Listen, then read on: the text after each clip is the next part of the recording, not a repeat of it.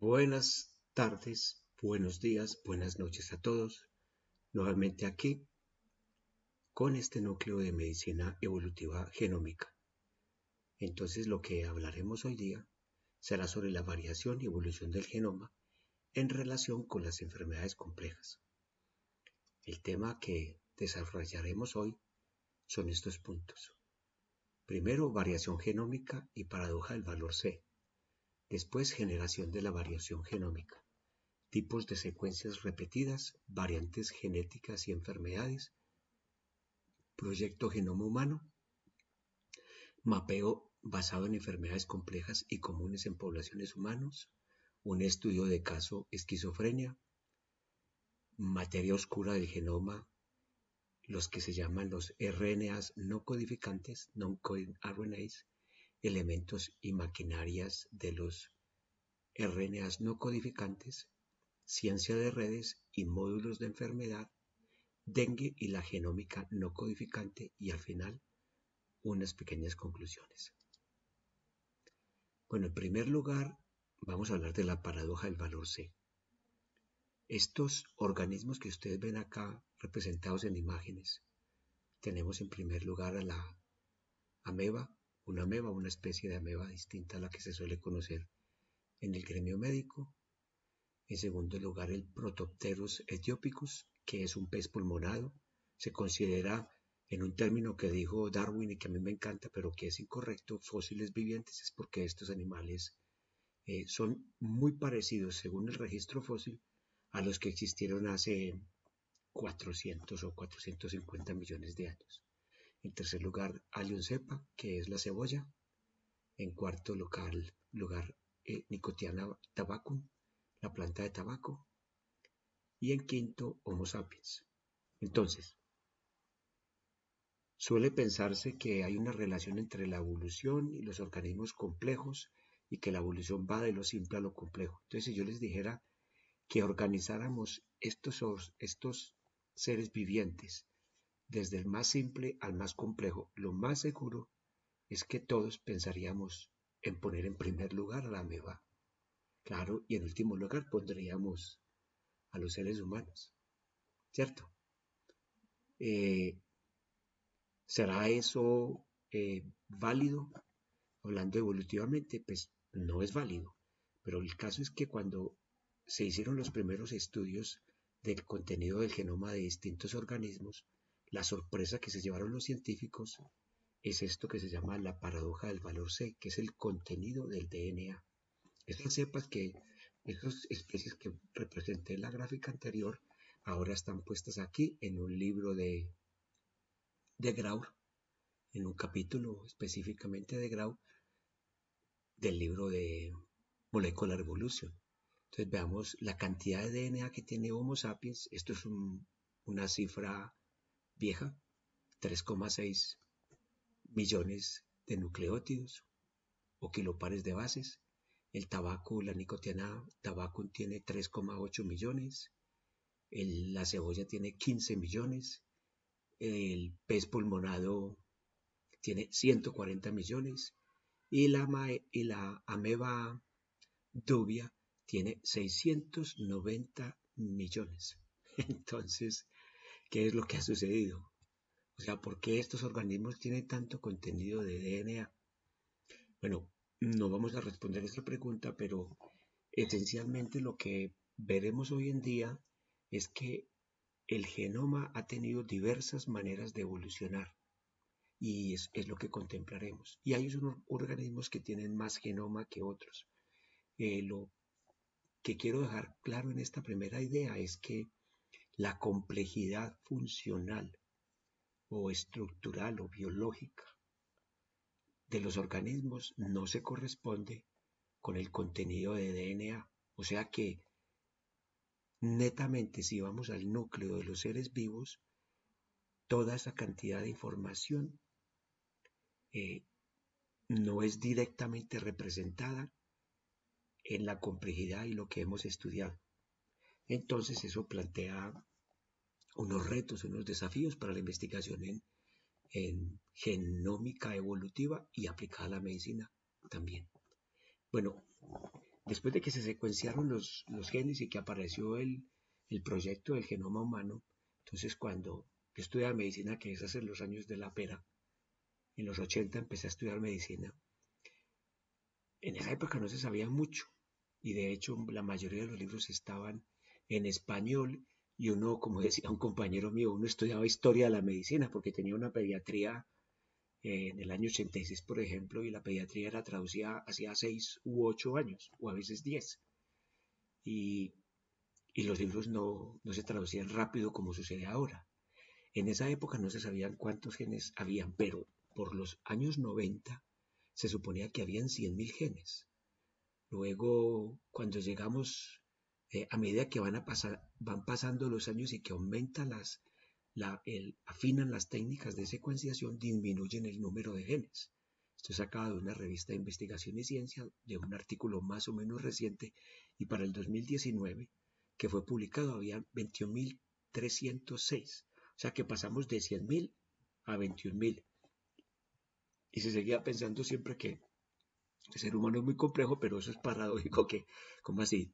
Entonces, para hacer 100.000, con 100.000 genes podemos hacer un ser humano, está todo lo que se llama el blueprint, como el proyecto, los planos arquitectónicos para armar ese edificio que se llama ser humano, eran 100.000 genes y después estamos en 20.000, alrededor de 21.000.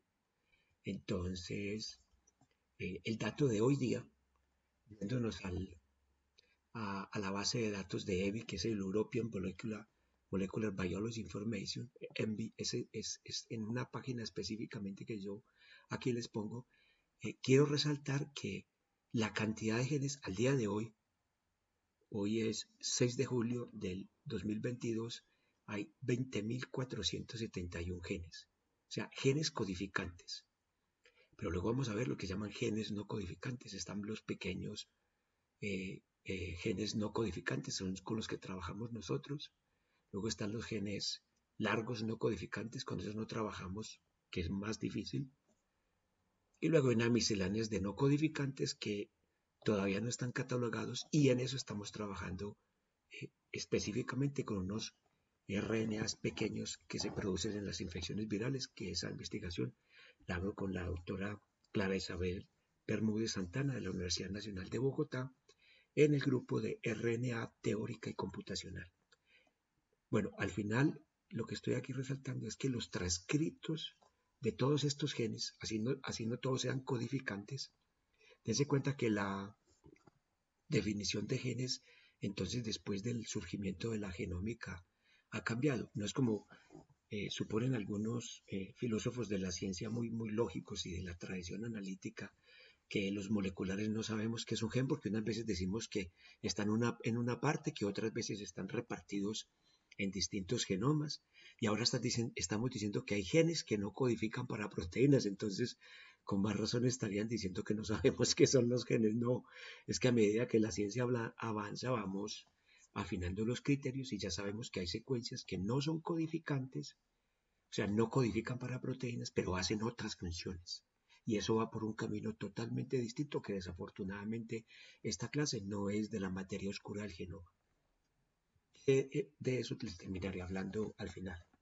Bueno, respecto al espectro de frecuencias de alelos de riesgo para enfermedades humanas, en la primera clase o en la segunda, creo que les comenté eso, entonces en este momento no haré énfasis en este aspecto, simplemente para recordar que con esa idea que se decía en el año 2003, una vez tengamos toda la secuencia de los genes que están en el genoma humano, podremos decir cuáles son los que nos predisponen a enfermedades. Y resulta que eso no es así de sencillo porque lo que yo les comenté el otro día, el efecto fenotípico, pero fenotípico se incluye hasta que se produzca la proteína. O sea, no hasta, sino desde que se produce la proteína. Ese efecto es molecular celular que uno puede evaluar con una validación biológica. No se encuentra tan fácilmente y en esta clase vamos a ver un ejemplo con esquizofrenia. O sea, las enfermedades complejas que son cifradas por muchos genes, el efecto fenotípico es bajo, mientras los trastornos genéticos raros, los alelos raros de enfermedades mendelianas monocigóticas tienen un efecto fenotípico brutal, que incluso en las mismas uno, por ejemplo, ve un niño que tiene trisomía 21 y le coge unas células somáticas, obviamente no germinales, células somáticas de cualquier parte del cuerpo y le hace un cariotipo y va a tener la trisomía 21 o por lo menos la duplicación de la banda que confiere el fenotipo de trisomía, que es una bandita donde hay como 6 genes, entre ellos la superóxido dismutasa.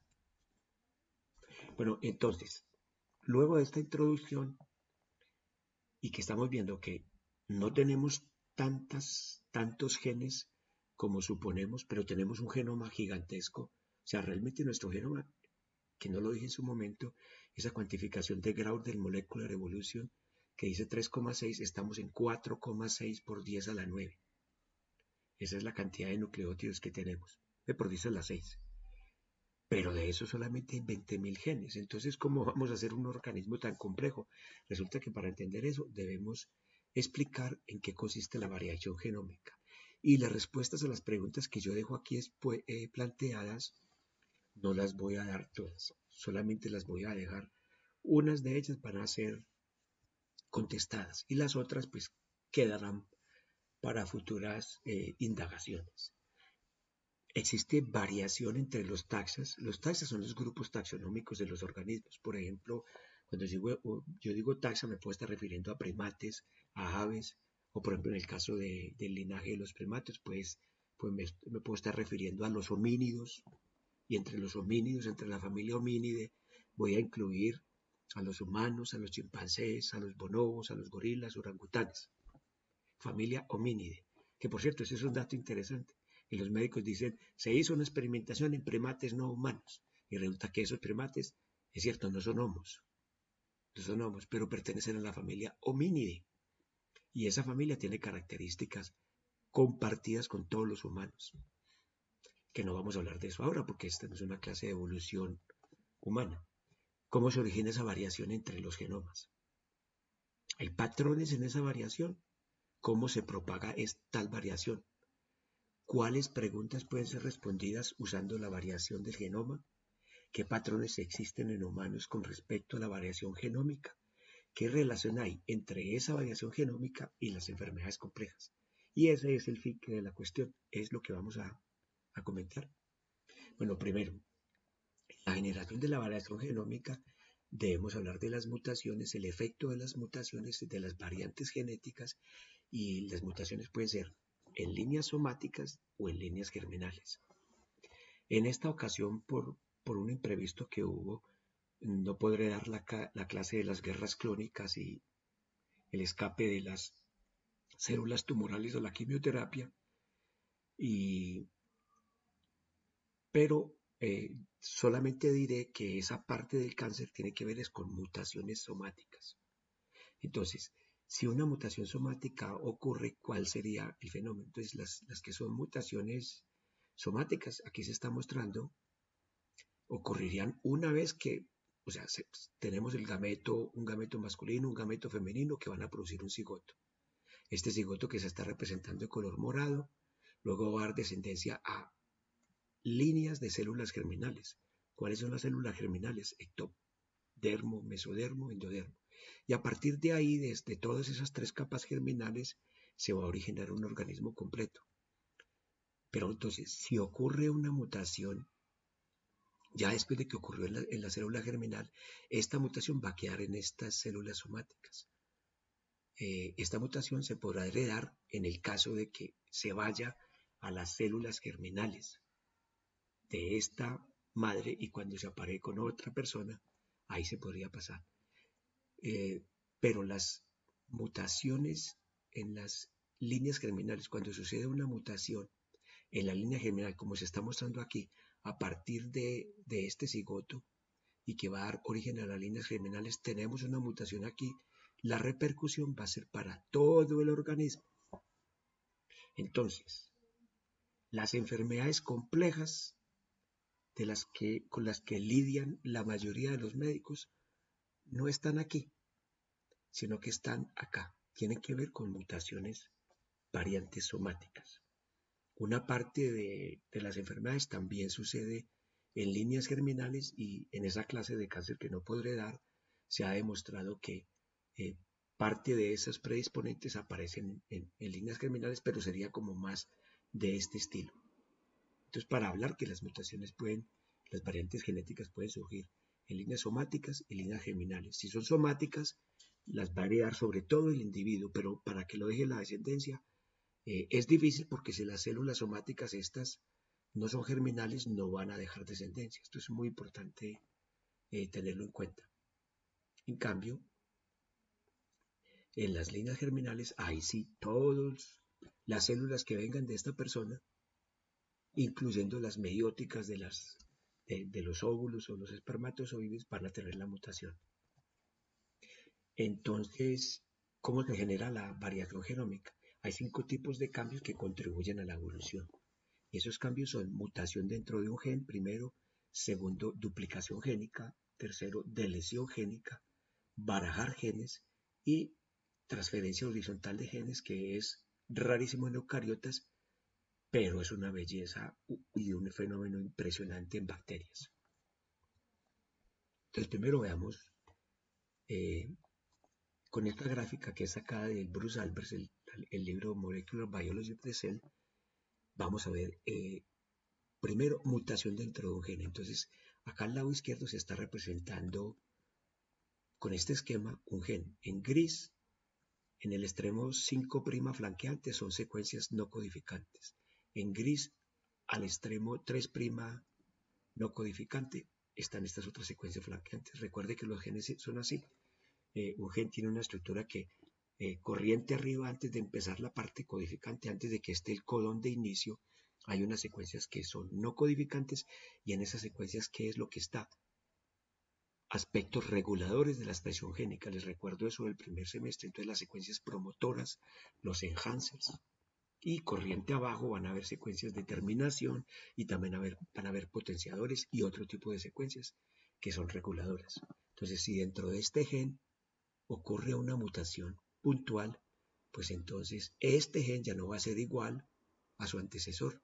Y esta mutación puntual que se está aquí señalando en rojo, aquí produce un efecto que se llama innovación genética. O sea, ese gen ya no va a tener la misma función como vimos en la clase pasada. El otro sería la duplicación génica.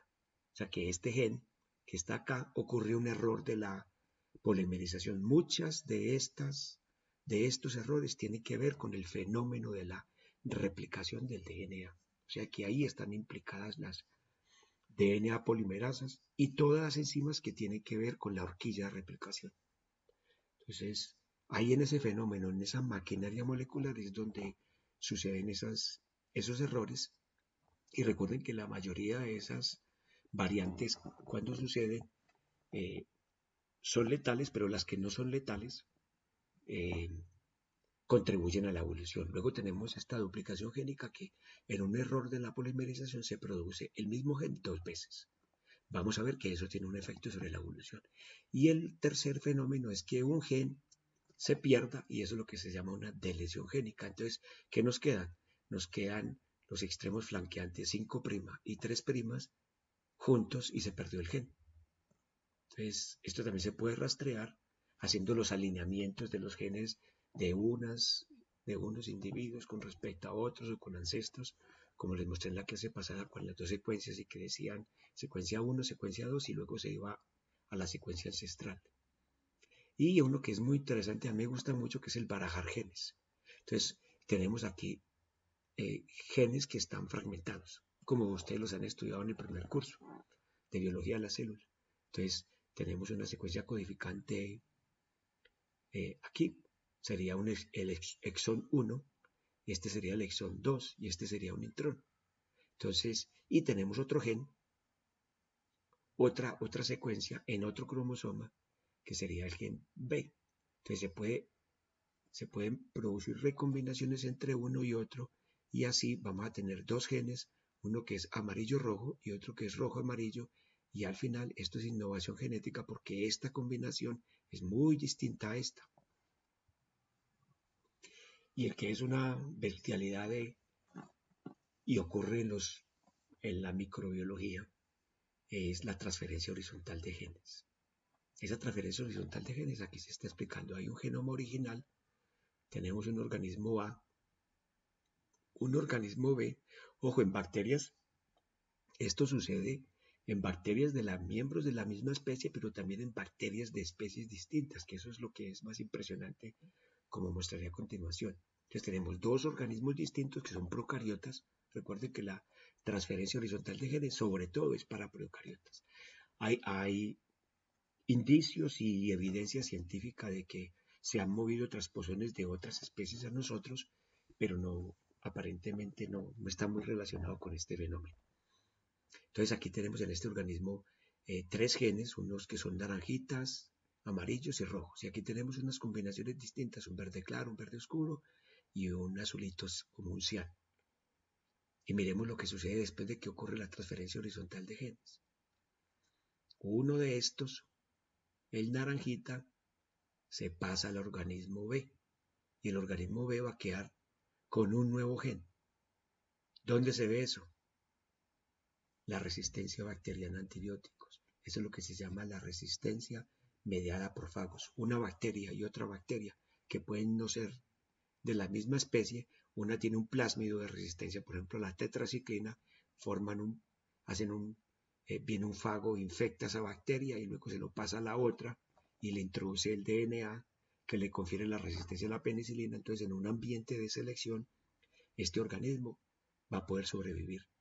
Y como yo les decía, los plásmidos para la resistencia a los antibióticos vienen desde las arquibacterias, o sea, tienen más de 3.000 millones de años de existencia.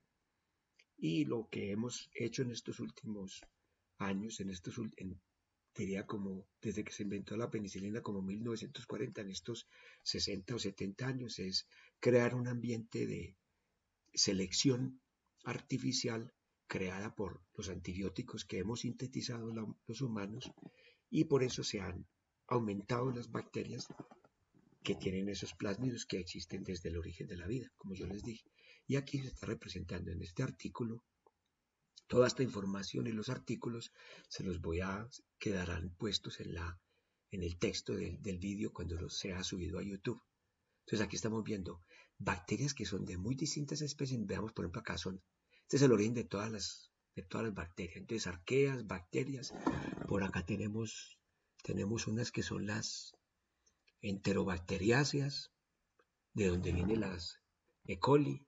Por acá aparecen las clamidias, aparecen otras bacterias, pero si se dan cuenta son árboles filogenéticos distintos, y las rayas que se están mostrando horizontales o así oblicuas en color rojo son las pruebas que ha habido transferencia horizontal de genes de unos a otros linajes. O sea, cuando se va a armar las filogenias de los microorganismos, aparece una cantidad de genes de un lado a otro como si hubieran habido recombinaciones. Entonces, por eso yo les decía que la evolución de la mayoría de los organismos multicelulares es cladogenética, es ramificada, tiene un patrón de árbol, pero la evolución de bacterias que tiene este fenómeno, que es como una red, es una evolución reticular que también pasa con los virus. Pero la mayoría de los organismos multicelulares de la Tierra tienen una evolución que es por diversificación, que es cladogenética, que es por diversificación, no por hibridación, por esta transferencia horizontal de genes. ¿Ok?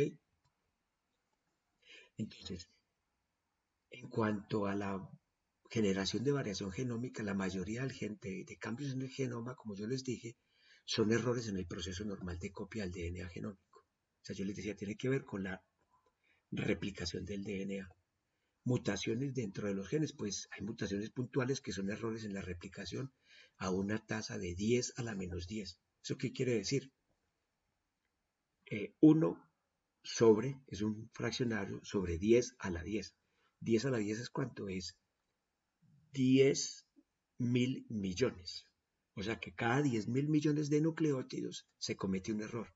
¿Eso qué quiere decir? La DNA polimerasa tiene una tasa de mutación muy baja, muy baja. Por eso si nos secuencian el DNA a una persona y a otra, son muy parecidos, aunque claro, son distintos, pero somos muy parecidos.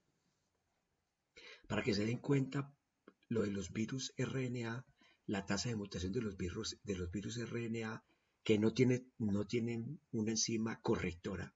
O sea, los virus RNA tienen una RNA polimerasa RNA dirigida y cometen unos errores grandísimos. Por ejemplo, la tasa de error de los virus como el dengue es de 1 en 10.000 y el genoma del dengue tiene 10.000 nucleótidos, 10 kilopares de bases. Quiere decir que cuando se lee el virus una vez se comete un error. Entonces imagínense dentro de las células de un organismo que se está replicando eso cada día va a salir un descendiente que es diferente a su padre. El hijo es diferente a su padre, el nieto es 2 veces diferente al abuelo, el bisnieto es 3 veces diferente, bueno, 3 veces no, tiene 3 errores, perdón. O sea, tiene un error, 2 errores. Pero si hacen eso, como yo les decía, en cuestión de días, ustedes van a tener una evolución como si fuera de millones de años. Ahí viene el cálculo que yo les decía. Las tasas de mutación de los virus RNA con respecto a los genomas eucariotas es de 10 a 100.000 veces mayor. Es muy grande.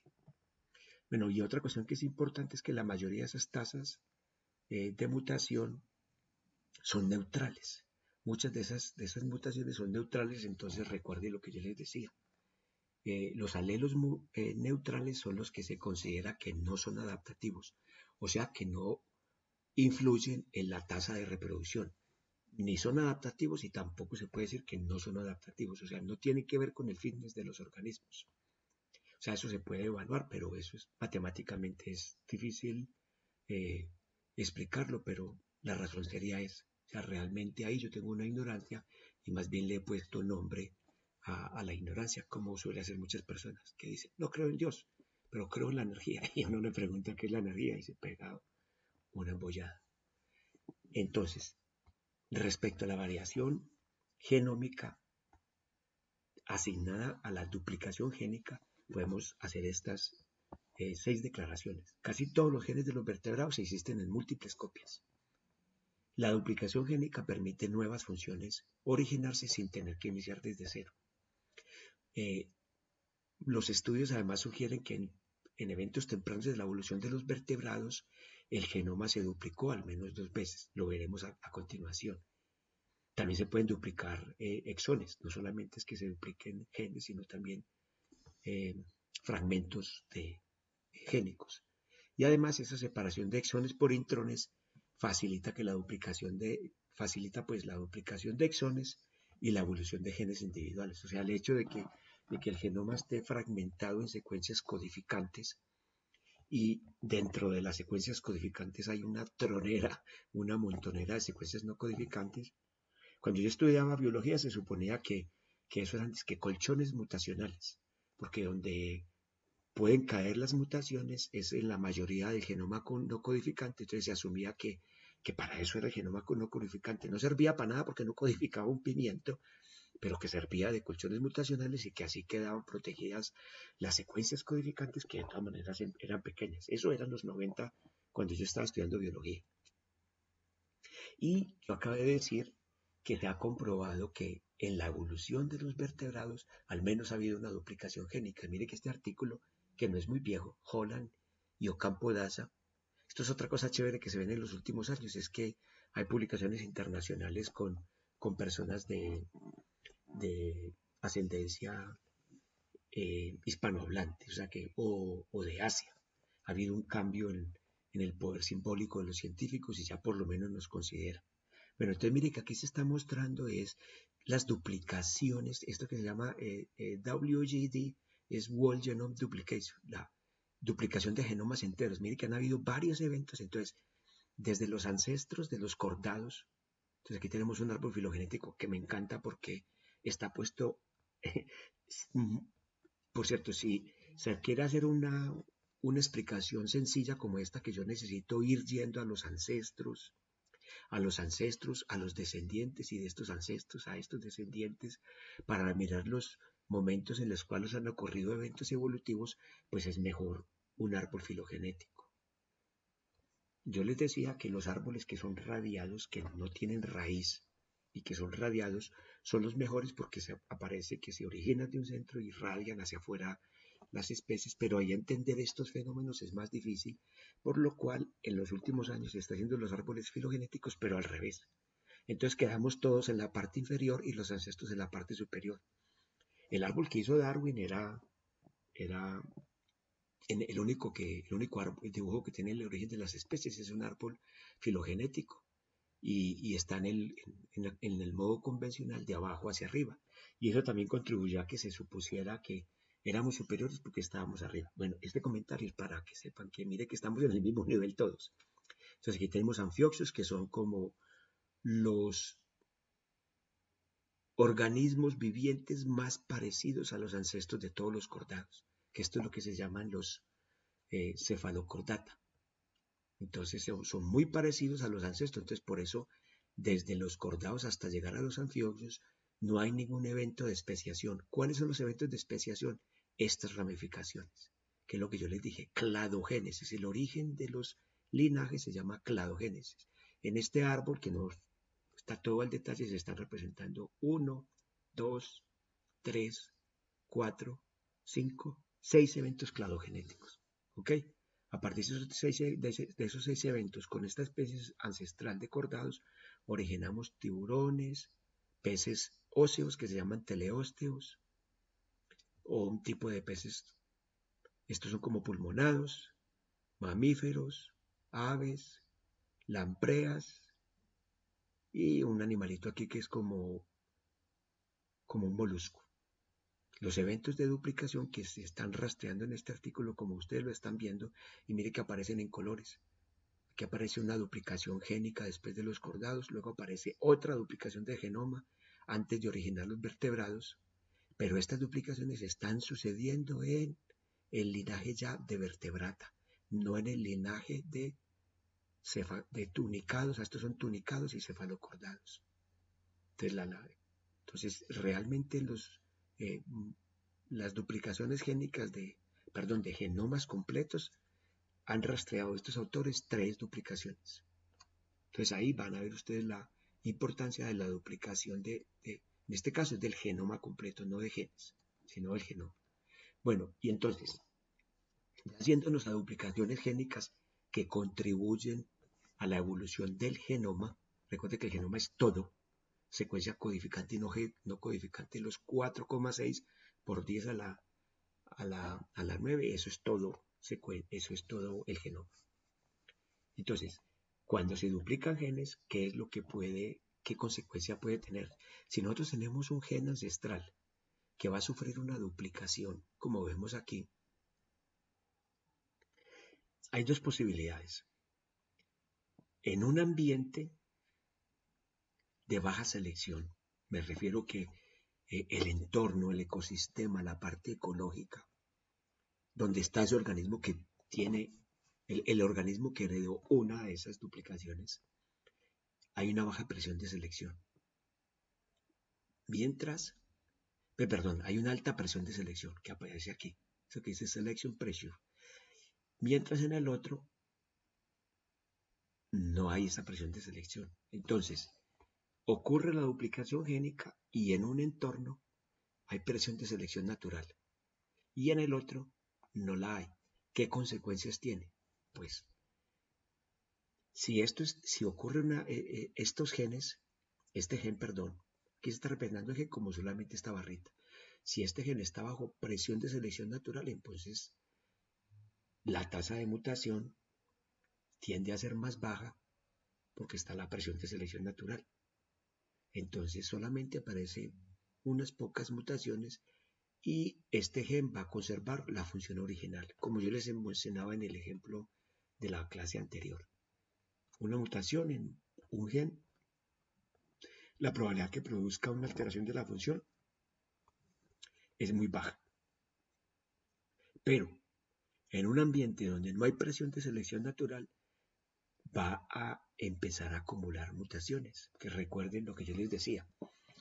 Si ustedes tienen mutaciones en sitios que son importantes para la supervivencia de la proteína, porque yo les decía, la selección natural ocurre a nivel molecular, celular. De hecho, la selección natural a nivel celular es 1A para entender el cáncer. tanto para entenderlo como para tratarlo. Yo les prometo, los que estén interesados, yo grabaré la clase de las guerras crónicas y cáncer, pero será después de agosto. Por si les interesa, no tiene que ver con la evaluación, pero es algo muy importante para la medicina evolutiva. Pues esta medicina evolutiva que le podríamos llamar científica, porque yo ayer buscando los videos que grabé para ustedes me encontré con unas presentaciones de unos médicos de medicina evolutiva y como siempre es muy de charlatanería y no se tiene base científica para mucho de lo que dice. Bueno, entonces, aquí lo que está sucediendo es que se acumulan un resto de mutaciones, pero yo puedo tener dos consecuencias a partir de ahí. Una podría ser que este gen que tuvo estas mutaciones no fueron suficientes para alterar la función, pero entonces la función está relacionada con la función ancestral que tenía el gen del cual derivaron. Y la otra consecuencia es que pierda la función, que es la más probable. Entonces, esto es lo que se llama un pseudogen. Entonces, aquí aparece este logo no, esta letra griega, que es la letra psi, que es como una U con un palito, que es que por cierto es la letra que se utiliza para la psicología. Eso se llama un pseudogen. Entonces, en una de las preguntas del examen, algunas ocasiones yo he puesto esta imagen y hay un alumnado, cuando el examen era presencial, me preguntaba que, qué quería decir esto, que qué quería decir psi. Entonces, para que lo sepan, que eso es un pseudogen. Entonces, son genes que tenemos nosotros, pero no tienen funciones. Ahí está la cuestión. ¿Sí ves? Podemos acumular entonces distintas secuencias génicas en ambientes de selección y no selección, y todos provienen de un gen, pero solamente uno tiene la función original, uno la tiene relacionada y estos la tienen cascada. O sea, no tienen la función. Entonces, el ejemplo que les pongo es el de la familia de las globinas para la duplicación génica. ¿Por qué? Porque es el ejemplo clásico de la evolución del genoma. Está en cualquier libro de evolución molecular del genoma. Esa molécula de la globina, deben saber ustedes que transporta oxígeno en muchos organismos multicelulares. Entonces, por ejemplo, está la hemoglobina, pero luego está la mioglobina, que son derivadas y provienen del mismo ancestro. Ese gen ancestral de la globina existe hace unos 500 millones de años.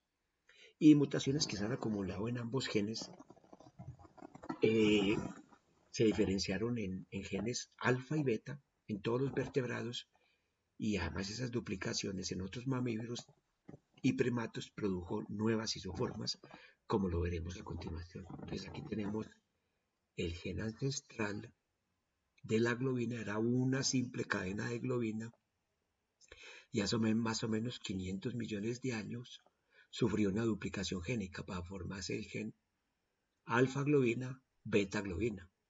Después, hace unos, yo diría que 200 millones de años, en la época de los mamíferos, se dividió en dos.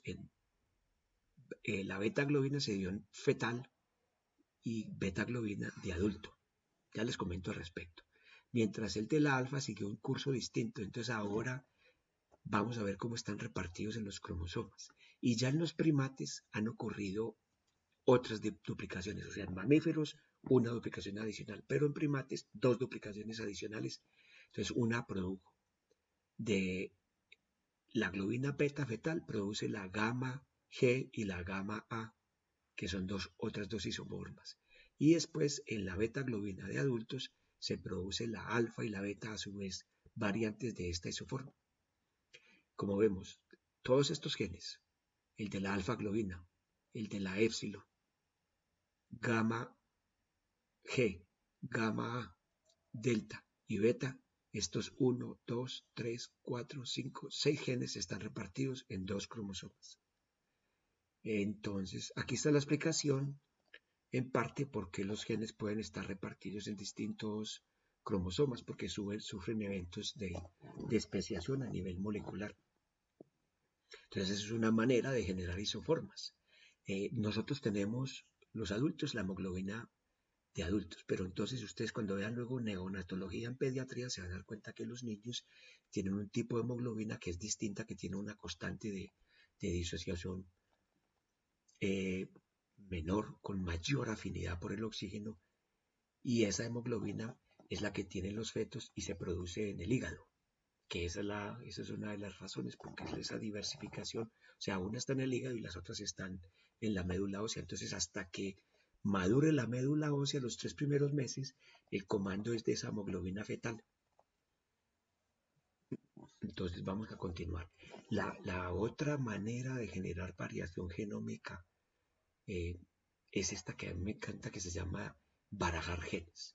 Aquí tenemos varias proteínas: el factor de crecimiento epidermal, quimotripsina, que es una enzima digestiva, uroquinasa, que es una enzima del torrente sanguíneo, que es un factor que produce fibrinolisis, o sea que rompe trombos. Factor 9 de la coagulación, es trombogénico, produce trombos. Y el plasminógeno, que es un precursor de la plasmina, que está implicado en la coagulación. Entonces, mire, son 3 proteínas de esas muy distintas que participan en la coagulación, unas generando trombos y otras disolviéndolos. Luego, una enzima digestiva y después un factor de crecimiento epidermal. Están en tejidos distintos con funciones muy distintas, pero si las miramos molecularmente, esto dicen los moleculares de los bioquímicos de proteínas, que eso es otra ciencia que es difícil, han encontrado que, por ejemplo, el plasminógeno se hace con 2 módulos. Se toma el módulo de la quimotripsina y repeticiones de 1, 2, 3, 4, 5 de un módulo, del módulo interno de la uroquinasa. Ahora, para hacer el factor 9 de la cascada de la coagulación, tomamos el módulo de la quimotripsina y repetimos 2 veces el módulo del factor de crecimiento epidermal, agregando uno pequeño, distinto. Entonces, démonos cuenta que realmente hemos hecho varias proteínas con unos pequeños módulos. Entonces, ahí, como dice, eso es una manera en que esos módulos, esas unidades útiles pueden ser barajadas de forma diferencial, y eso genera nuevas combinaciones, y las nuevas combinaciones que son novedades genéticas, nuevas funciones. Entonces, aquí les pongo las estructuras 3D de las proteínas. Yo traté de ver, por ejemplo, el módulo de factor de crecimiento epidermal, como les estaba mencionando, que era verlo repetido 2 veces en el factor 9, pues me parece como difícil. Aquí está, supuestamente una parte de la proteína sería el módulo. ¿Y dónde la podríamos encontrar? Varias veces en este factor 9, pues de pronto son como tal vez esta lámina plegada beta y aquí otra, como que las podríamos ver en estos pedacitos de acá. Creo que son estos. Pero la mayoría de las veces no es tan sencillo, pero se los pongo por si ustedes quieren repasarlo y lo pueden encontrar, pero esto no es motivo de pregunta. La idea es que este tipo de estudios evolutivos no se necesitan muchos elementos, porque esto ya está en base de datos. Para que sepan, eso es una ventaja ahora, y hay gente en pueblitos que son unos duros. Por ejemplo, yo conocí en Armenia, de donde yo vengo, a unos chicos de Calarcá que eran unos duros en bioinformática, y yo decía, ¿por qué en Calarcá hay unos pelados que son unos durísimos en biología computacional? Claro, allá no tienen manera de hacer experimentos tanto como en una ciudad grande, y entonces se dedican con bases de datos a hacer biología computacional. Bueno, entonces, la otra manera de producir variantes genéticas son los elementos genéticos móviles. Entonces, esos elementos genéticos móviles son importantes en la arquitectura del genoma, no solamente humano. Esto se empieza usualmente a estudiar en humanos, pues porque hay plata de la farmacéutica, porque ya saben. Y también en plantas por la misma razón, porque las plantas son las que nos dan la comida, y los animales, entonces es donde más se estudia. Entonces, esos elementos genéticos móviles son fragmentos de DNA que se pueden copiar a sí mismo y se pueden insertar en otra parte del genoma.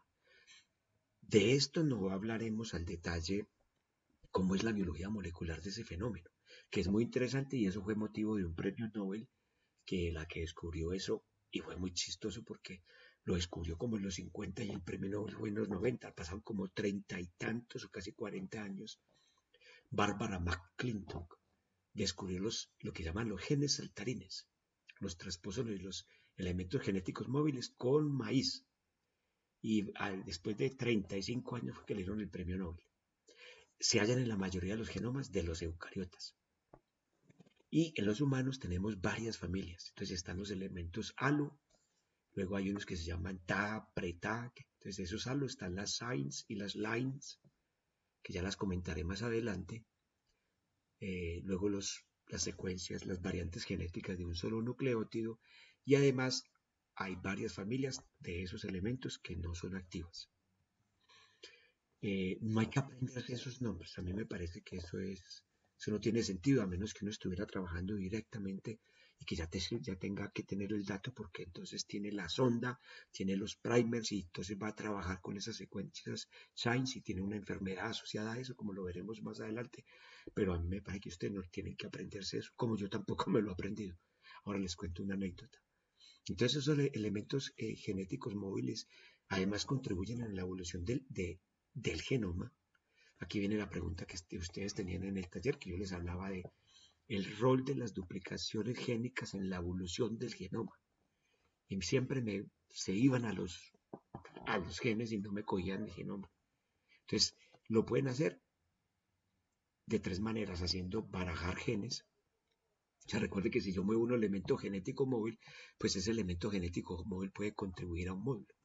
Puede hacer mutagénesis insercional. Yo tengo un gen y se me mete entre medias un elemento genético móvil, entonces ya me va a cambiar y me va a producir una novedad evolutiva. Y lo otro es la recombinación homóloga y no homóloga. Entonces, en general los elementos genéticos móviles se consideran que son recombinación no homóloga, que es la transposición, casi que por definición.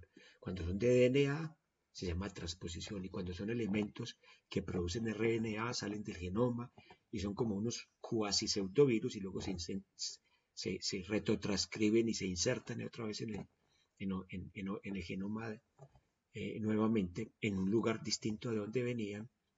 Eso se llaman retrotransposones. Tienen un paso intermedio de RNA y usan una integrasa. Como yo les digo, eso no lo vamos a ver porque supuestamente lo vieron en primer semestre.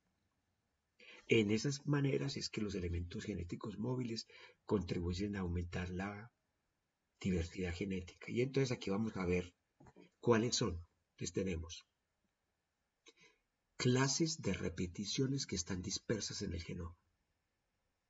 Entonces, como yo les decía, por ejemplo, cuando salieron las secuencias Line y Shines, yo estaba terminando biología, terminando las materias, y eso era como el año 96, 95, y yo me aprendí cuáles eran las Line y las Shines en un cel que nos pusieron de ese año, que había que estudiarlo.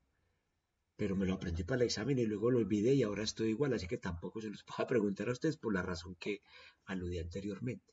Entonces, tenemos la clase de elementos, el número de copia por genoma haploide. El otro es la fracción que esos elementos repetidos representan de todo el genoma. Y después es si son autónomos de transposición o producen retrotransposición. Y la longitud completa de las copias. Entonces van a ir desde los que son por encima de 6 a 8 kilopares de bases, que son las line, hasta empezamos desde de unas más pequeñas que son de 2 a 3 kilopares de bases, que son los transposones, copias de transposones, luego los elementos parecidos a retrovirus, que son de 6 a 11 kilopares de bases. Si se dan cuenta, esto es el tamaño de un virus. Los virus del grupo picornavirus, los de los flavivirus, todos tienen 10 a 11 kilopares de bases. Esto es como parecido a eso.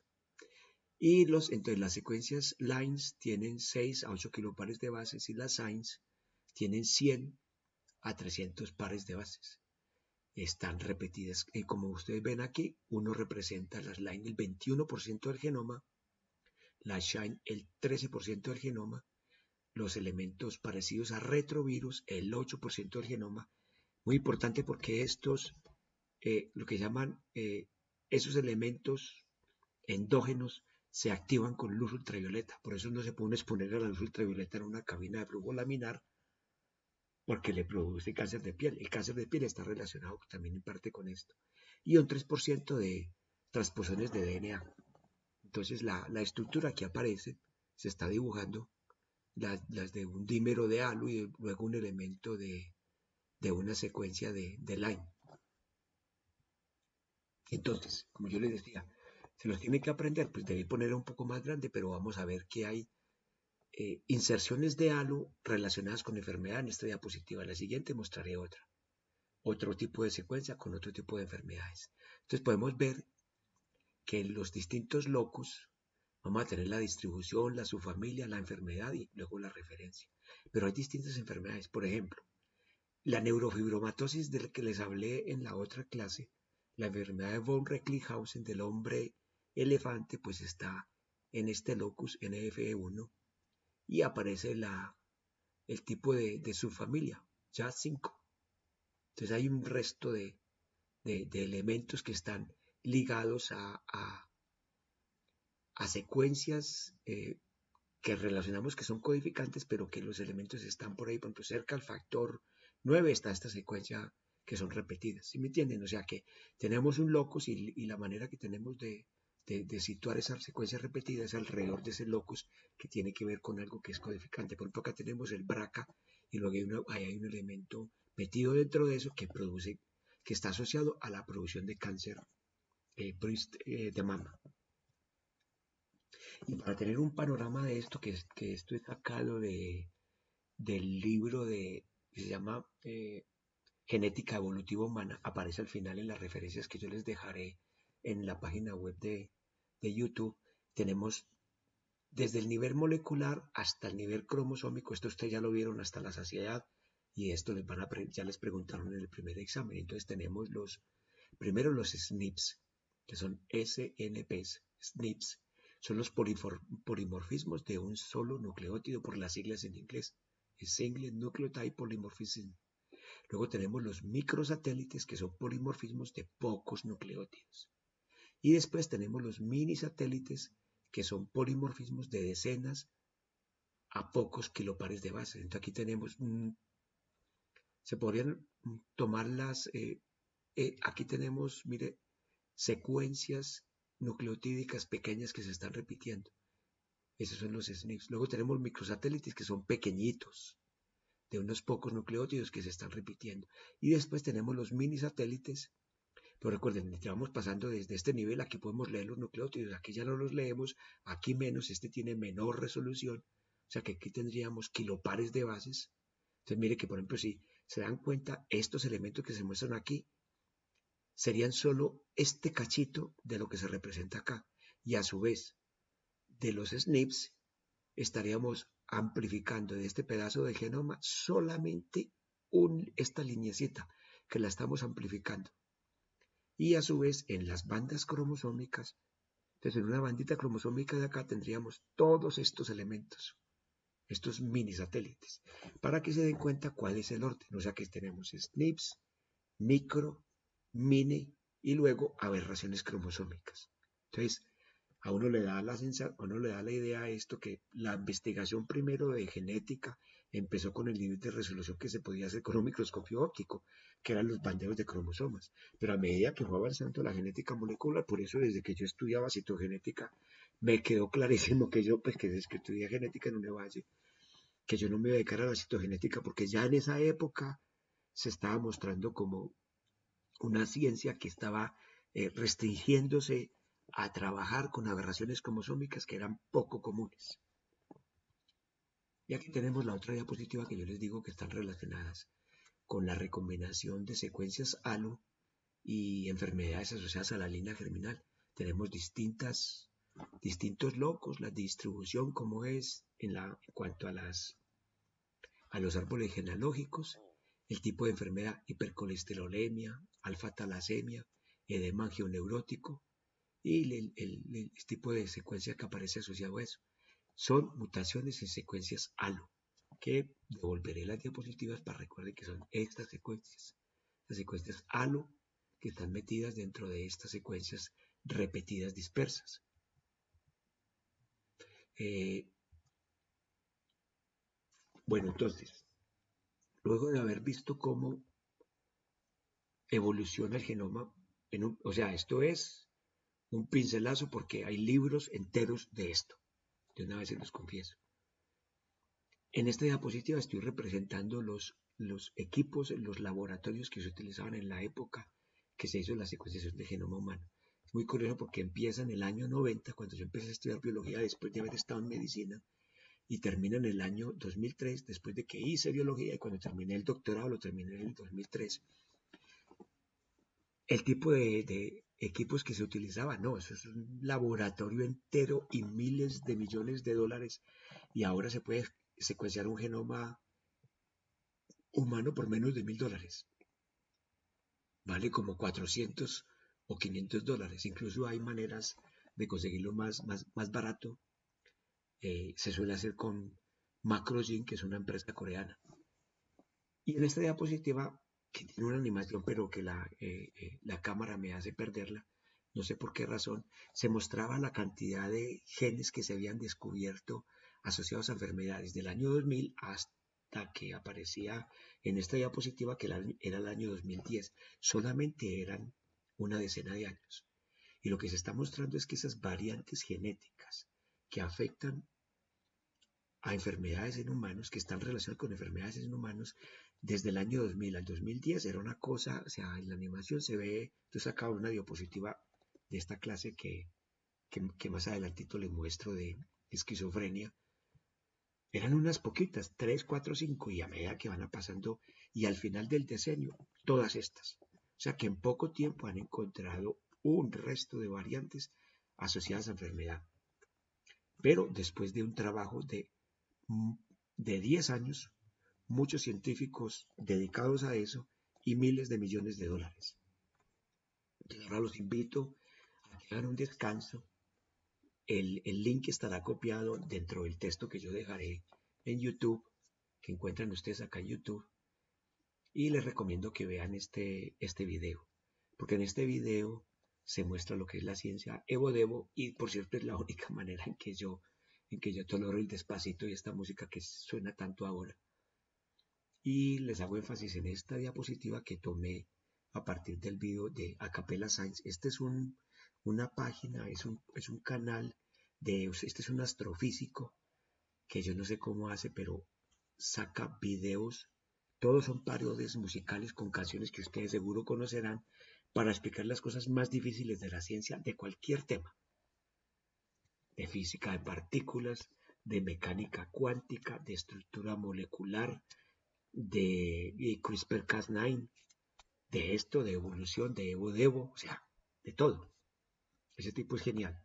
Y aquí lo que yo muestro es que, mire, todos venimos de un organismo ancestral y estas banditas son los genes homeóticos que han ido, después del organismo ancestral, eso se diversificó en todas las especies vivientes de animales y esos genes se han ido heredando y cifran distintas partes del cuerpo y funciones y son los que nos están haciendo ahora entender la evolución, pero yéndonos a la biología del desarrollo. Por eso esta ciencia nueva se llama Evo. Surgió después del 2000. En inglés se dice Evo y para escuchar espero que les guste. ¿Cómo les fue con el video? Espero que les haya gustado. Se lo pueden bajar y ver varias veces. De hecho, en la página web de YouTube, este señor pone el texto de todo lo que está diciendo. Lo podrían traducir quienes no sepan. Les recomiendo que pues lo intenten entender en inglés, que eso es una muy buena manera de ir aprendiendo inglés. Y pues lo que yo les dije, se está mostrando que esos genes están relacionados, incluso ahí muestran un feto de un monstruo, esos que llamaban, pues llamaba la teratogénesis.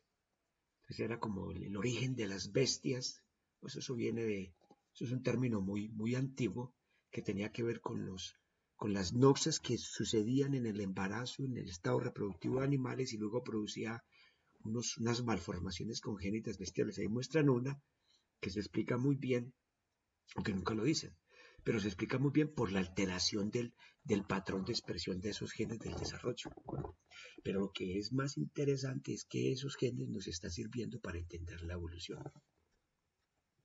Bueno, entonces ahora lo que les contaré es un estudio de caso del laboratorio de esta señora que se llama Beth Stevens. Usualmente recuerde que en los artículos de ciencias biomédicas el jefe firma de último, el jefe no firma de primero, firma de último. Los que más trabajan, el que escribe casi el artículo es el primero, segundo y el tercero. Y los que quedan entre medias no han hecho nada, o usualmente han puesto muestras, que nos pasa mucho, le pasa mucho a determinados colegas médicos que publican y dicen, publicamos un Nature y aparecen 38 autores y en la mitad están ellos, no han hecho nada, simplemente se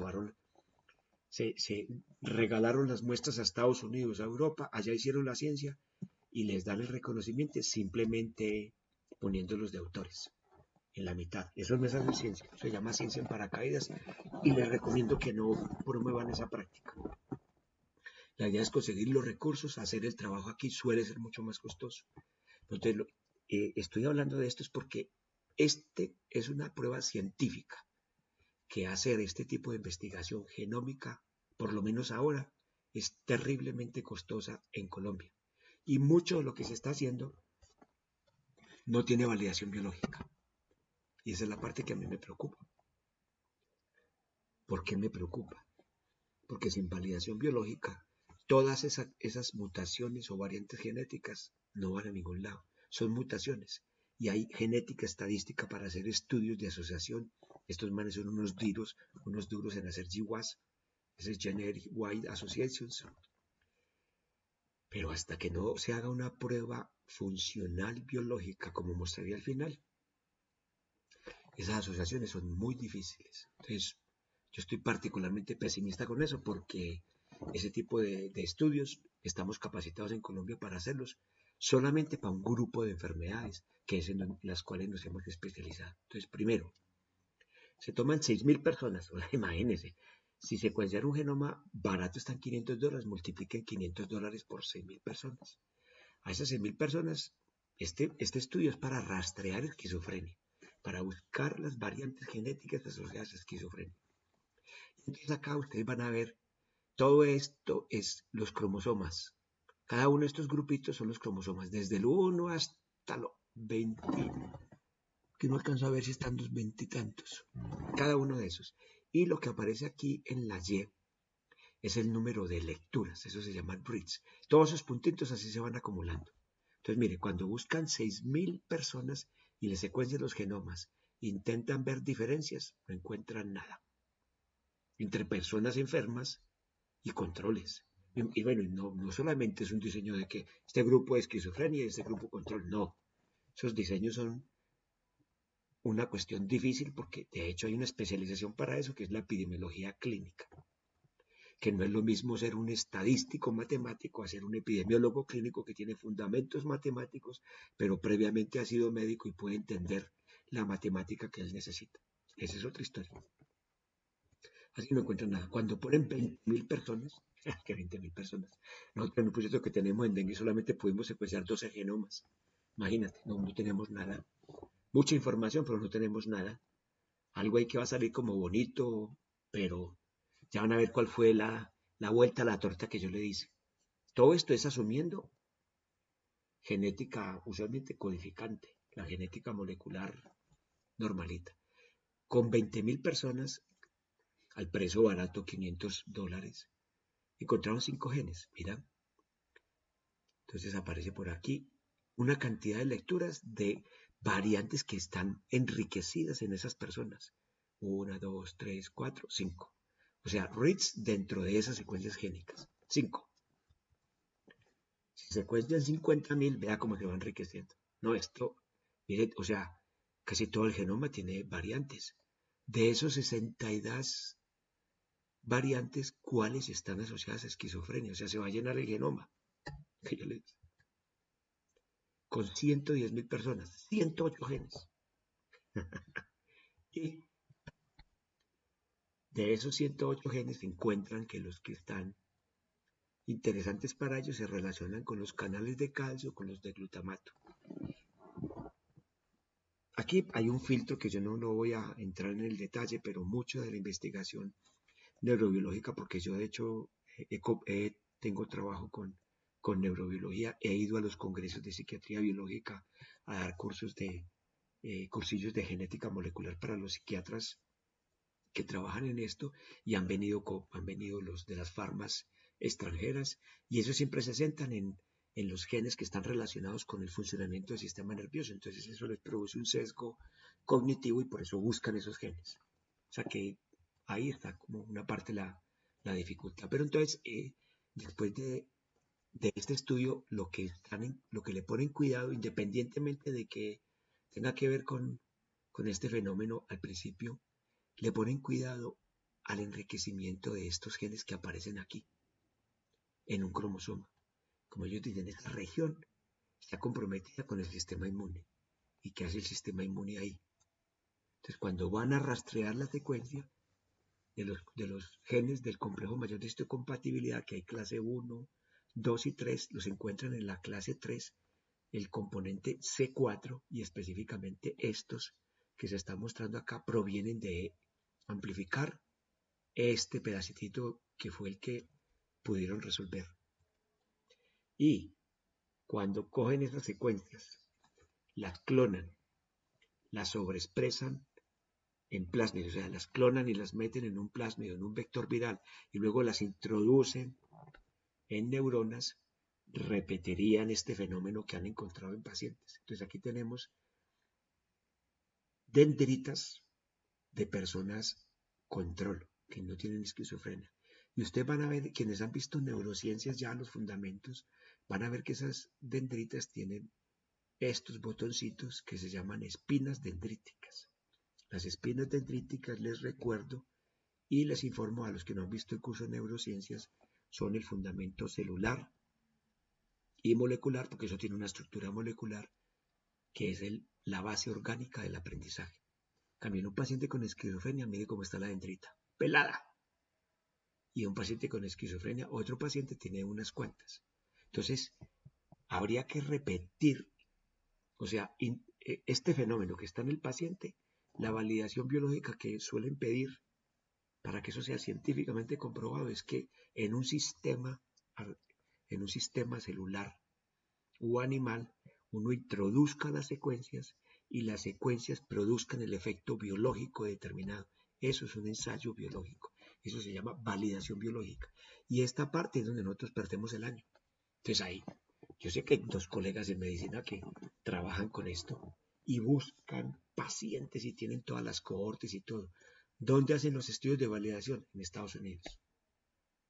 Entonces aquí pueden publicar cualquier secuencia. Entonces pasa como cuando trabajamos nosotros con los antivirales y los químicos orgánicos, que hacía 20 años los químicos orgánicos publicaban un resto, encontraban una espectroscopía de una sustancia que podía ser buena para un antiviral o un antitumoral o un antimicótico y podían publicar el pico. Y lo mismo le pasaba a los genetistas moleculares. Publicaban variantes genéticas, polimorfismos, y eso se publica en Journal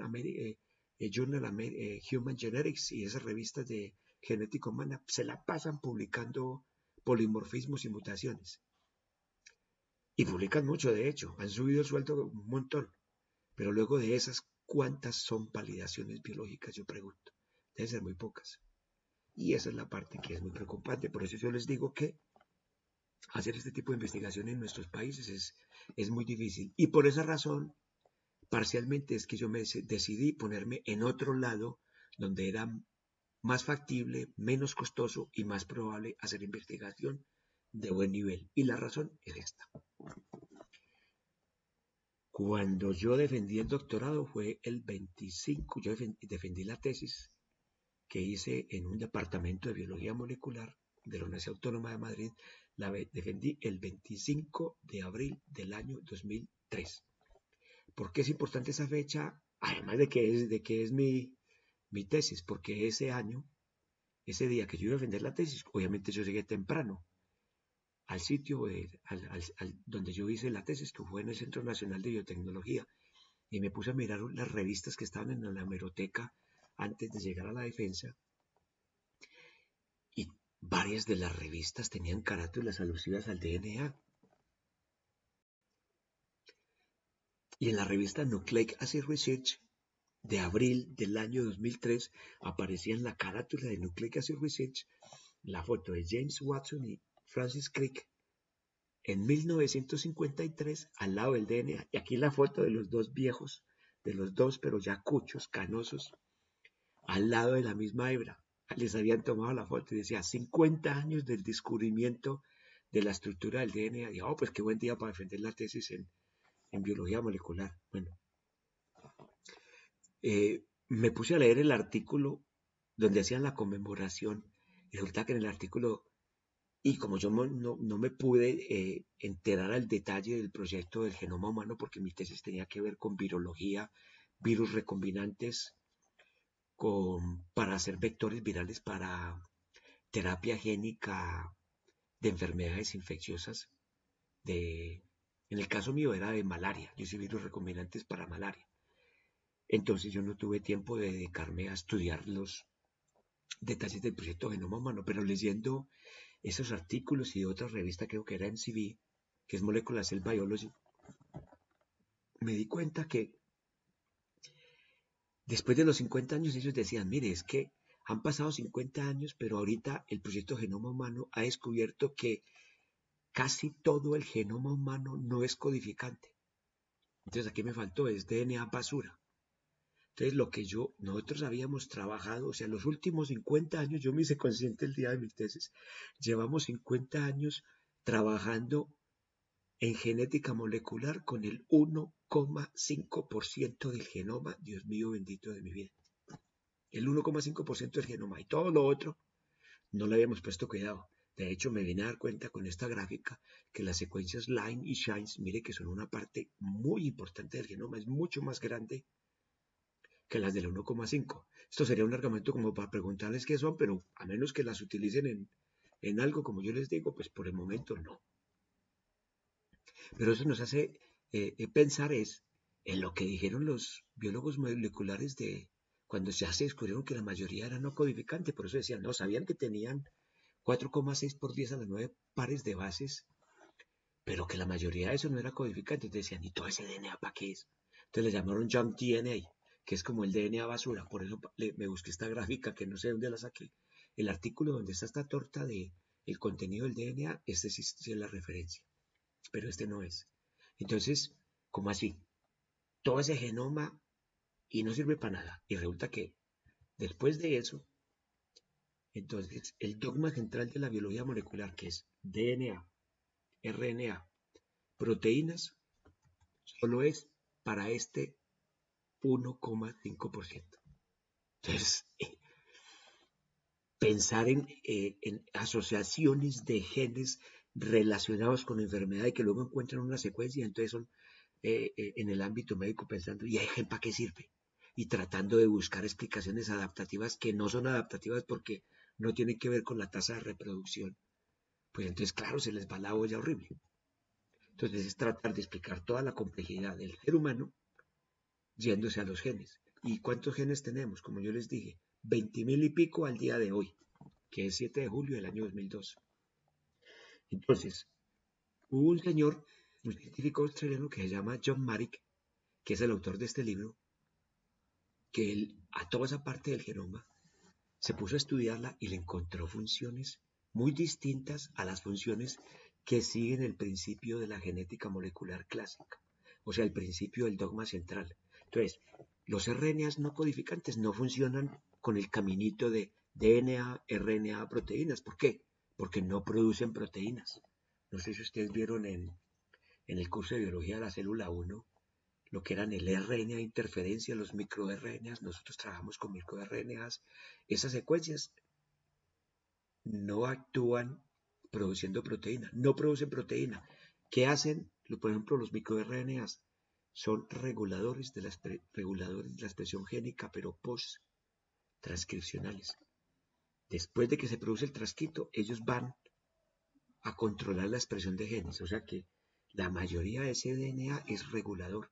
Por eso este libro, que es de este año, de hecho, de este año no, ya aparece en internet, pero el año de publicación es 2023, dice RNA, el epicentro de la información genética, un nuevo entendimiento de la biología molecular. Totalmente de acuerdo. Y aquí está el nombre de John Marek, que es este señor. Y para que vean la actualidad del tema, este artículo que dice que la materia oscura del genoma derivará en nueva evolución de nuevas especies. Esto es de junio de este año. Este es un artículo divulgativo, pero que se den cuenta que esto es más o menos un furor ahora. Y en Colombia, ¿quién está trabajando con la materia oscura del genoma? Que yo sepa, la profe Clara Isabel Bermúdez. La mayoría de gente no está trabajando con eso. O trabajan de pronto con microRNA, se meten a un solo sitio, o con RNAs largos no codificantes. Entonces hay que ponerle cuidado a eso, entonces para que se den cuenta que si fuéramos a ser honestos en el currículo con base en los avances científicos, la biología de la célula 1 tendría que disminuirse todas esas clases en cuanto al porcentaje de lo codificante a la mitad y poner un resto de la otra mitad de biología de la célula, hacerla en materia oscura del genoma, que es muy distinto. Entonces, mire que la paradoja del valor C no servía para hablar de la complejidad de los organismos. Y este artículo que está en español, que yo se los compartí en la carpeta para el curso en el driver, que habla de intrones, es un artículo más o menos viejo, 12 años, está en español, John Marek es el autor. Mire que lo que él ha encontrado es que el porcentaje de DNA no codificante varía en los organismos. Entonces aquí tenemos procariotas, eucariotas unicelulares, hongos y vegetales, invertebrados, cordados, vertebrados y humanos. O sea que la materia oscura del genoma tiene que ver con la regulación. Entonces, como yo decía, esto es especulación mía, ojo, especulación mía, me atribuyo la responsabilidad. ¿Cómo podemos producir un organismo tan complejo como el ser humano con 20.000 genes? Pues porque hay una tronera más de genes no codificantes. ¿Recuerdan la diapositiva al principio donde yo les puse transcriptos totales y eran 240.000 transcriptos en el genoma humano? Entonces no vamos a explicar la complejidad del ser humano con los 20.000 genes codificantes, sino que la vamos a explicar con los 250.000 transcriptos no codificantes de la materia oscura del genoma, porque son los que regulan. Entonces, ¿cómo sería? Los actuantes, los que ejecutan, son los genes. Listo, ellos son los genes porque está la información y las proteínas son las encargadas en gran parte de producir el fenotipo, pero detrás de cada proteína hay un batallón de microRNAs y otras secuencias de RNA que las comentaré ahora, implicadas en la regulación. Entonces es mucho más difícil regular. De hecho, mire que aquí yo puedo hacer una metáfora con las ciudades, las sociedades y los gobiernos. Las sociedades necesitan mucho control y se invierte una cantidad de dinero grandísimo en leyes y en autoridad y en policía y en ejército porque hay que controlar este desmadre. De hecho, poblaciones más civilizadas, podríamos llamarles, no tenían ejército. Alemania no tuvo ejército durante muchos años y ahora con la guerra de Ucrania y Rusia reactivó y está otra vez generando ejército, pero si se dan cuenta no necesitaban ejército ni para pelear con nadie. Y en el mismo artículo John Marek aquí está mostrando unos eventos muy interesantes. Desde el origen de la vida, 3.800, 4.000 billones de años, si se dan cuenta tenemos varios linajes, arqueas, eubacterias y luego los organismos unicelulares que después dieron origen a los eucariotas unicelulares, que recuerden que aquí hay un proceso distinto que es una evolución por hibridación, que es la teoría endosimbiótica para formar los organelos, que eso es otro furor del cual no les puedo hablar.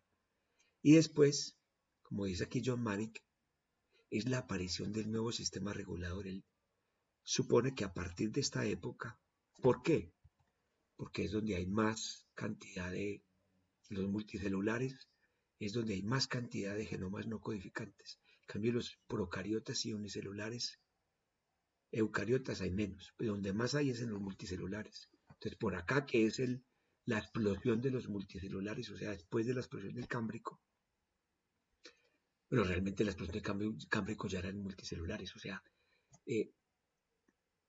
2000 o hace 1000 millones de años es este enriquecimiento de secuencias no codificantes y a partir de ahí es donde dice surgen los seres multicelulares. O sea que la materia oscura del genoma da cuenta de estos fenómenos. Por eso hay que ponerle cuidado. Y entonces, como yo soy virólogo, trabajo con virus RNAs eh, y además gran parte de lo que estamos haciendo con esa investigación de virus RNA es con genomas no codificantes, tanto de los virus como de las células.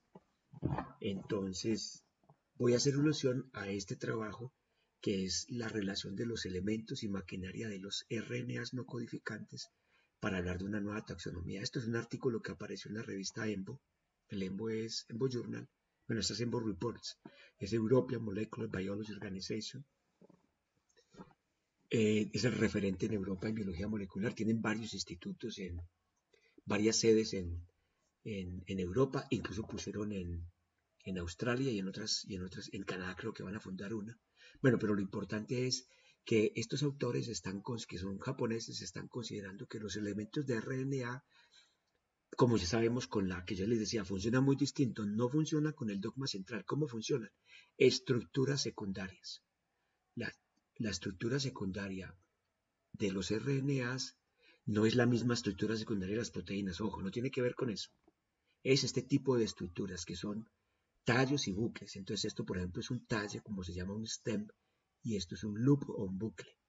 Y se pueden organizar de una manera muy compleja. Por ejemplo, si ustedes van a un libro de biología molecular, pueden ver la estructura de los ribosomas.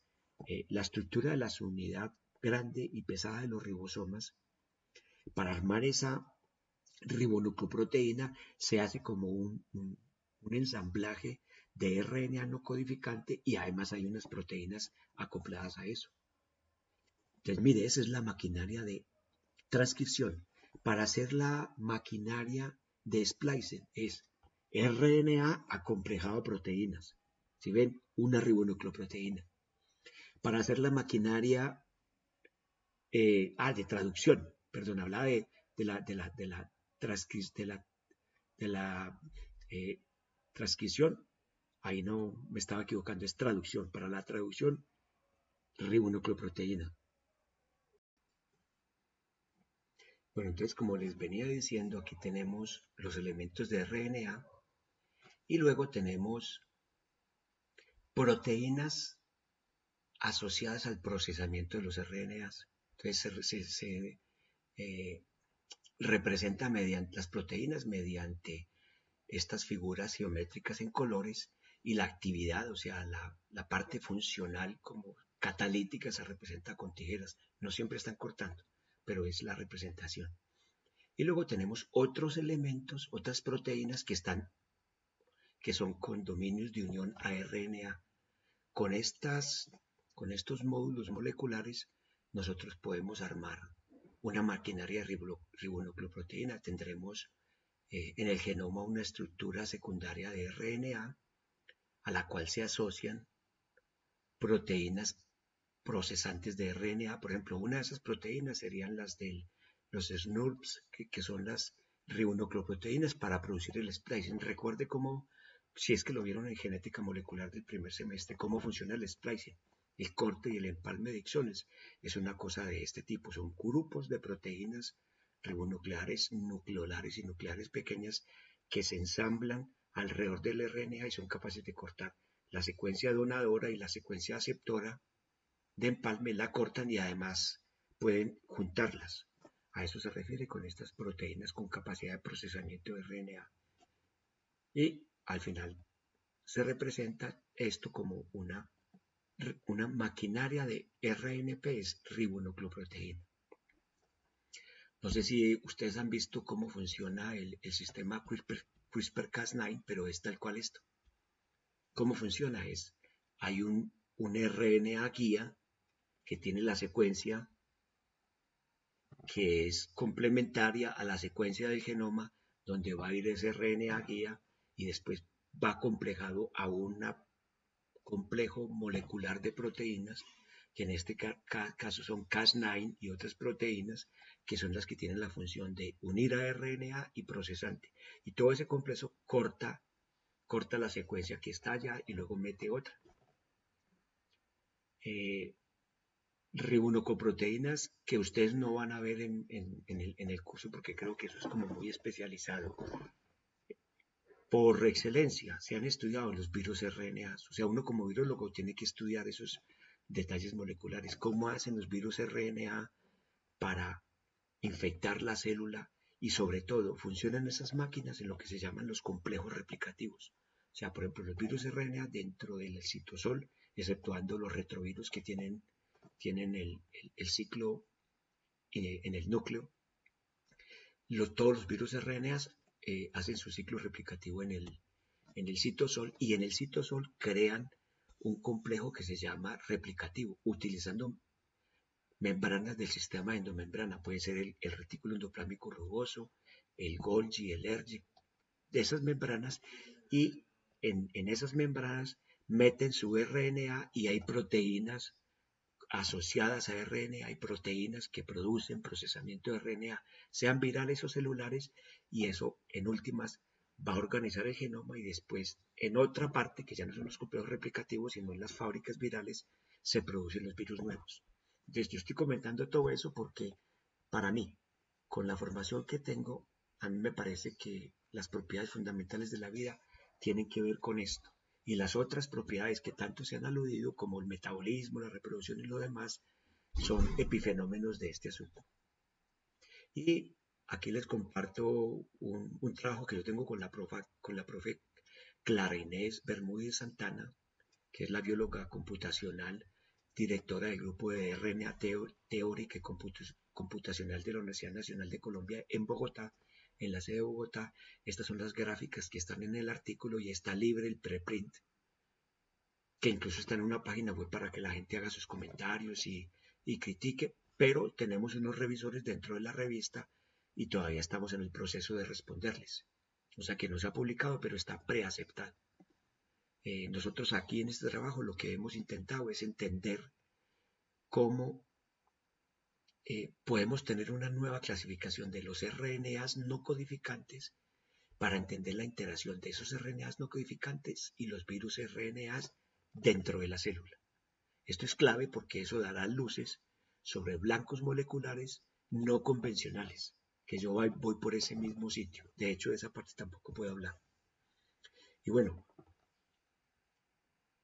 y si la biología y el ser humano y los seres vivos son tan complejos, pues la aproximación de la genética molecular mostró que eso no era la mejor elección, sino que como era un fenómeno complejo que tiene muchos factores, recuerda que yo he hecho énfasis desde el primer día en que yo digo complejo correctamente hablando, no como se dice convencionalmente en Colombia, que complejo es sinónimo de, por ejemplo, un dilema ético. A un político le dicen, ¿usted se robó o no se robó esa plata? Y él dice, bueno, esa es una pregunta muy compleja, ni un pimiento, eso no es nada complejo, tiene la complejidad mínima. Dos, sí o no, dicotómica. ¿Me la robé? No me la robé. Entonces, eso no es complejo, eso es una encrucijada, es algo difícil. No es lo mismo complejo que difícil. Esto es complejo.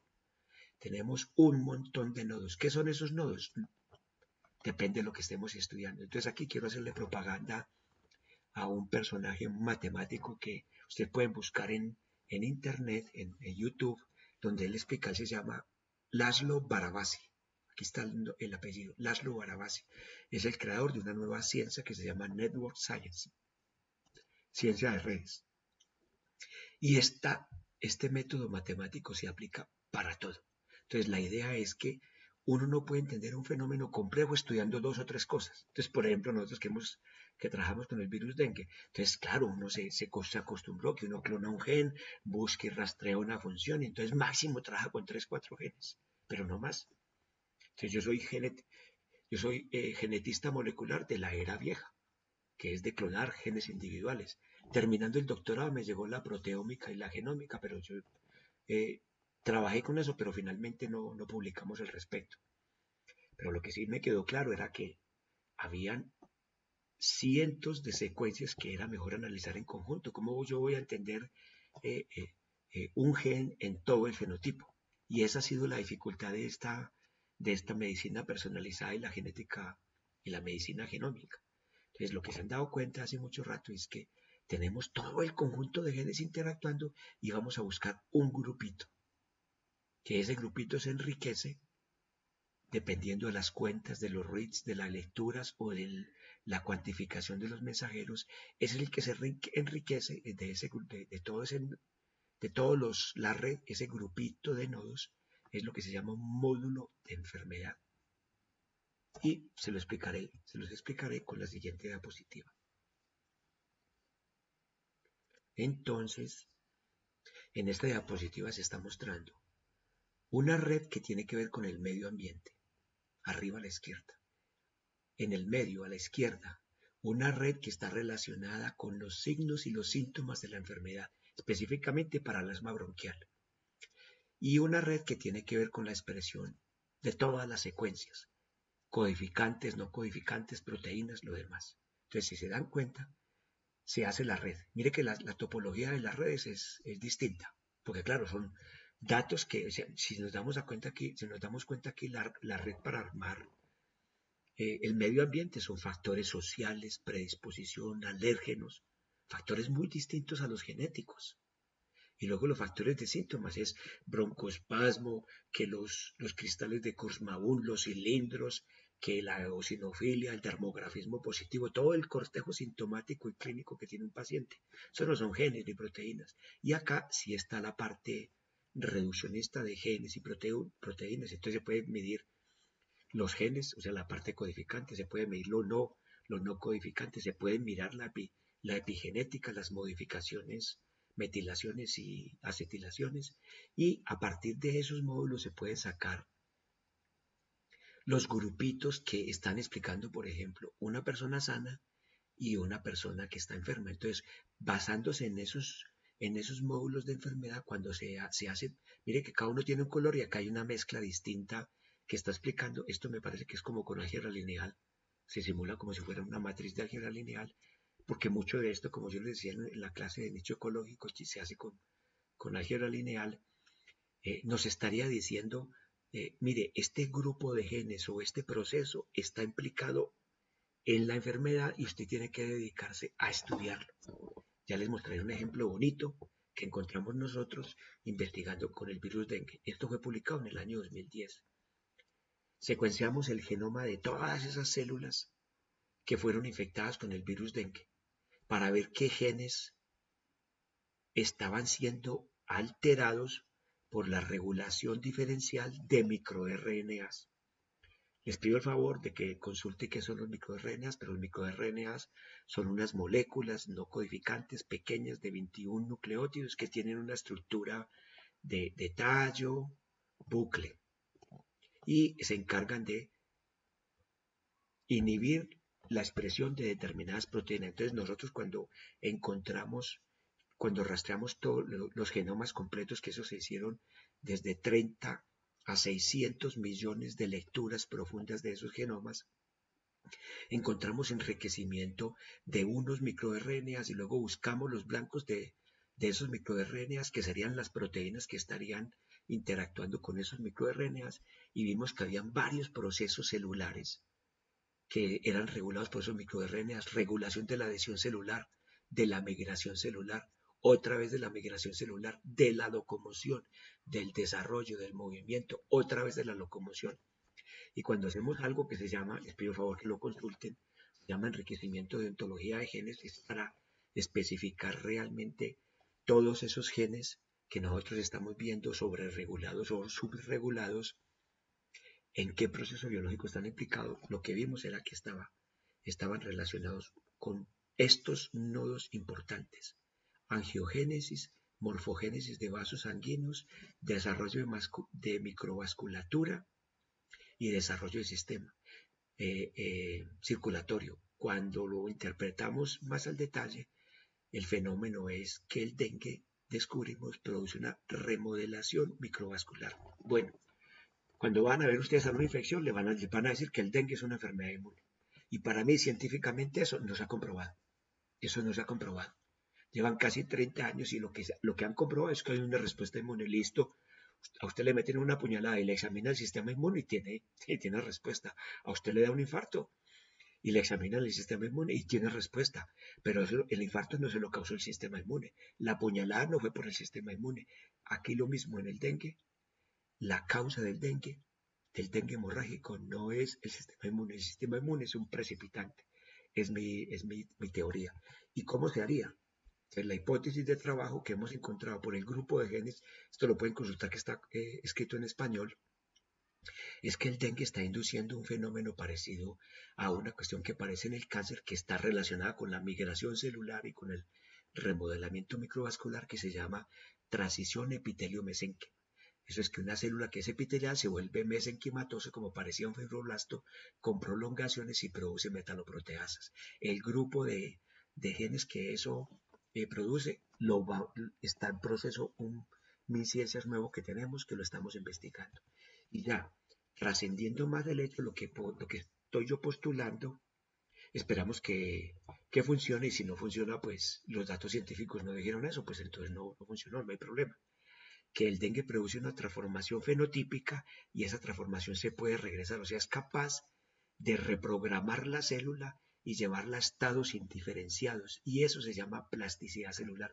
Aquí tienen el artículo donde publicamos esa idea, que el virus dengue está disparando un fenómeno de plasticidad celular, y aquí les dejo quedará la referencia en el texto del YouTube. Entonces lo que estamos haciendo ahora nosotros es irnos a estudiar de manera similar a como lo hizo Laszlo Barabasi. Para el asma tenemos datos, vamos a tomar datos de los pacientes con dengue en distintos estadios de la infección, con todos los exámenes clínicos y paraclínicos que tengan esos pacientes. Desafortunadamente no hay pico epidémico todavía en Armenia, Quindío, que es donde nosotros muestreamos. Yo no muestreo en Antioquia porque eso es una cosa rara que pasa en Colombia, que es como si los médicos tuvieran autoridad sobre las muestras. Entonces yo no puedo llegar ni al Hospital General Medellín, ni tampoco puedo llegar al San Vicente de Paúl. O sea, lograr muestras es muy difícil porque, bueno, en cualquier caso, voy a lo importante.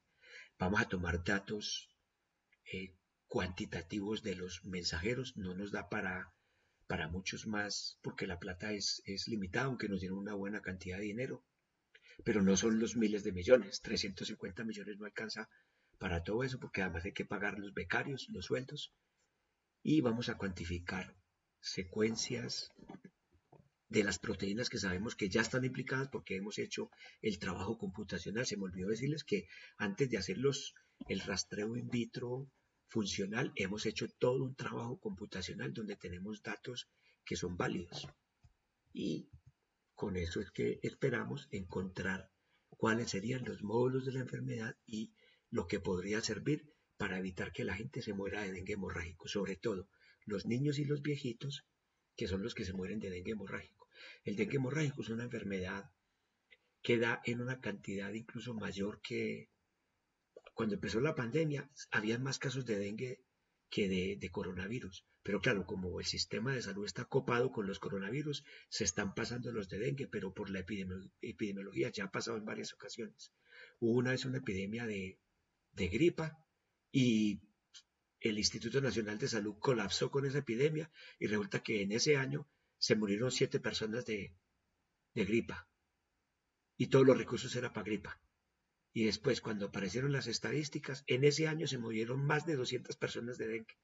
Para que se dé, por eso es que yo insisto que los estudiantes de medicina vean estos temas, porque no sabemos cuándo alguno de ustedes se va a volver ministro de salud, y todas estas herramientas científicas van a ser importantes. Aquí está, tómenle foto por favor para que me hagan la encuesta y vamos a pasar a las conclusiones. No hay una relación entre el contenido del DNA y la complejidad de los organismos. La frecuencia de los alelos de riesgo para enfermedades complejas es extremadamente baja.